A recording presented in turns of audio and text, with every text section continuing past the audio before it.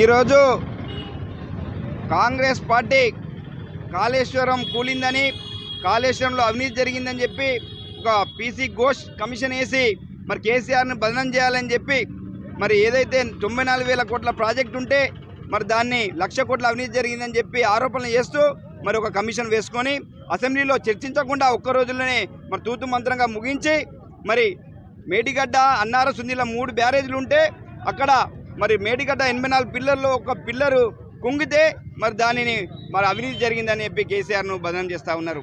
మరి దానిపై రిపేర్ చేయకుండా వీళ్ళు 21 నెలల అధికారం వచ్చి ఒక 300 కోట్లతో రిపేర్ చేసి మరి తెలంగాణ రైతాంగానికి సాగునీరు ఇవ్వాల్సిన సొయ్యి మర్చి మరి కేసీఆర్ని ఏ విధంగా ఆయన పేరును మరి తెలంగాణలో రూపంలో లేకుండా చేయాలనే ప్రయత్నాలు జరుగుతూ ఉన్నాయి.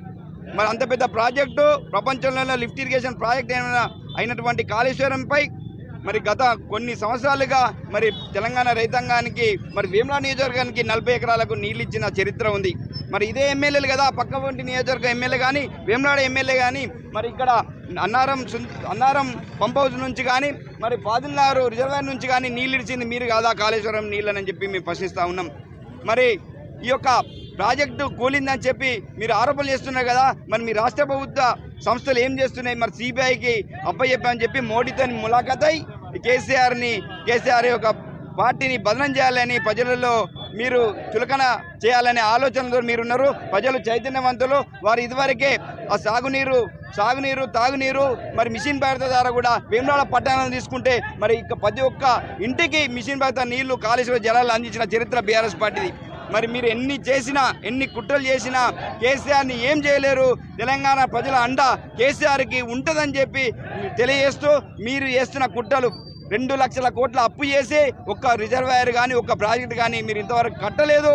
కానీ కేసీఆర్ను మాత్రం ఇన్ని ప్రాజెక్టులు కట్టిన కేసీఆర్ మీద మాత్రం బదనం చేసి మీరు స్థానిక సంస్థల్లో లబ్ధి పొందాలని చూస్తున్నారు. ఇది మీకు తగదు. ఇది ప్రజలంతా గమనిస్తామని చెప్పి తెలియజేస్తూ ఈరోజు మరి కేటీఆర్ గారి పిలుపు మేరకు వేములవాడ నియోజకవర్గ కేంద్రంలో మరి బీఆర్ఎస్ పార్టీ ఆధ్వర్యంలో నిరసన చేసి మరి ఈరోజు ఈ యొక్క కార్యక్రమం చేయడం జరిగిందని తెలియజేస్తూ మరి ఈ కార్యక్రమంలో భాగస్వామ్యమైన మా బీఆర్ఎస్ పార్టీ మాజీ ప్రజాప్రతినిధులు, సీనియర్ నాయకులు, కార్యకర్తలు అందరూ కూడా పేరు పేరున ధన్యవాదాలు తెలియజేస్తూ జై తెలంగాణ.